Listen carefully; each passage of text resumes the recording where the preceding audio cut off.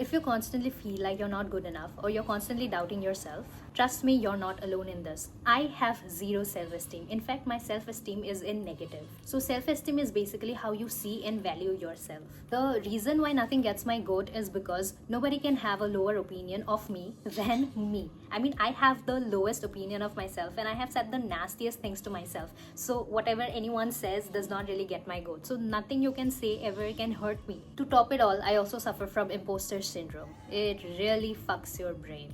Imposter syndrome is basically a feeling that you're a fraud or you do not deserve the good things that is happening to you. Because of this, I always downplay my achievements. I always feel like whatever I have achieved in life is something that I do not deserve, and everything that I am today in life has been all by fluke. I've also grown up in an environment of comparison. Like there has been constant comparison when I was growing up. Like मैं second आती थी यार class में, but Sharma ji का बेटा तो first आता था ना, तुम क्यों नहीं आ सकती?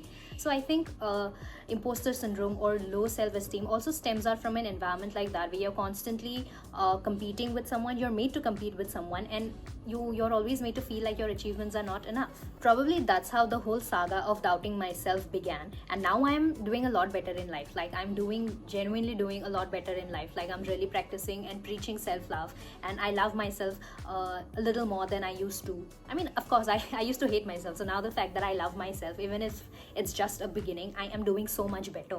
I'm still learning how to cope up with anxiety and work on my self-esteem. So I'm gonna help you do the same. So get on board with me. So step 1 is catch that negative self-talk. I mean that inner voice in your head, that critic in your head which is constantly saying negative things about yourself, like I am useless, I'm not enough, I am a piece of shit. Catch that feeling right away. Catch that voice right away. I know it's not easy to switch your mood from bad to good. Like, it's very easy to say that, oh, the moment you start saying all these things, immediately switch your brain into something positive. But I know it's not easy to do. So here's what you can do in situations like that.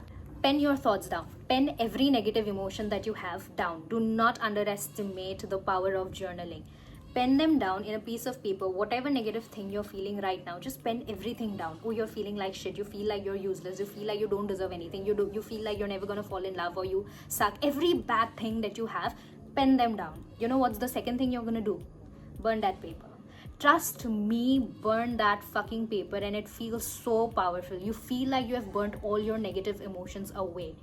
It is such a big relief. This is tried and tested. Like, everything that is in my head, I would just pen them down, and the moment I burn them up and I see the flames and I see the ash and when I see the paper just burning away, I feel like I just gave away all my negative emotions. That is like an instant gratification. Like instantly you feel like you have flushed all the negativity out of your system, and trust me, it feels like nothing exists anymore. None of those bad feelings exist anymore.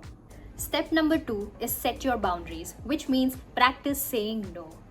The ability to say no to people, the ability to say no to plans is such a big superpower, and I cannot emphasize enough on this point. I learned pretty late in my life because I'm also a people pleaser. In addition to suffering from imposter syndrome, I'm also a big people pleaser. I walk on eggshells around people. So the day I started saying no to people, I felt very empowering. I respected my boundaries. I made boundaries. I respected it. So it's a minor step, but please practice saying no. Trust me, it'll benefit you in the long run. Step number 3 is set realistic and achievable goals. Set these small goals which you know that you can achieve on a day-to-day life. When you achieve them, when you complete that, you'll feel automatically extremely powerful. There's instant gratification which immediately boosts your self-confidence. For example, I'm genuinely a very lazy person.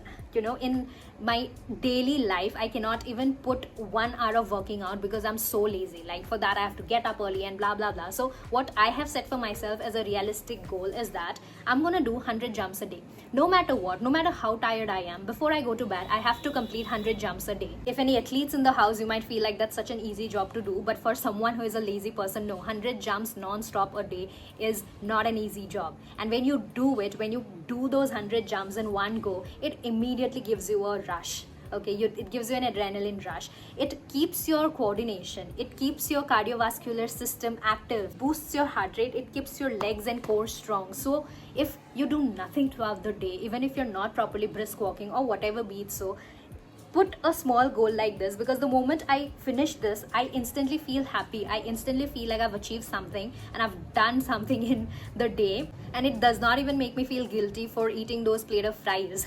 So yes, set small goals, achievable goals, and when you achieve them, you'll feel instant boost in self-confidence. Step number 4 is practice affirmations. I'm not even kidding.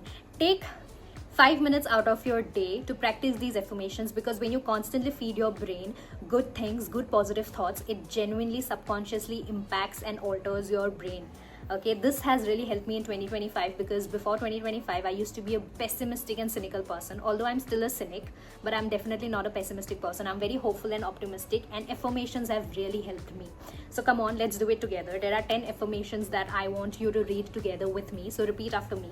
I see only good things in my future. I deserve to be successful. There are so many people that believe in me. Each day I'm a step closer to achieving my goals. I'm open to opportunities to learn and grow. I am wealthy. I love the person I have become. Every day my confidence grows a little more in me. I am my best source of motivation. I am committed to getting results. एक बार बोलने से नहीं होगा भाई. Practice this every day, not necessarily when you get up in the morning. Essentially, it's a good thing if you get up in the morning and start practicing affirmations, because your day needs to start good, right? But it's okay, whenever you have time, practice affirmations. It genuinely alters the way you train your brain. Your brain is the superpower, don't forget. Okay, this is your CPU, this is where everything is, this is your hard drive, this is everything. Okay, your brain has immense power to control everything that you do. So feed good things to your brain and start practicing affirmations. Step number 5 is talk to someone, and this is like my least favorite option of all, because I'm at that phase in my life where I'm just disappointed with people. I don't want to have any human interactions, I just don't want to talk to people about my feelings or problems anymore. Rather, I would talk to a therapist. So I'm gathering money, I'm focusing on earning money so that I can afford therapy. But this is genuinely has become my least favorite thing to do, tell people about my problems, because I don't want to. I'm done.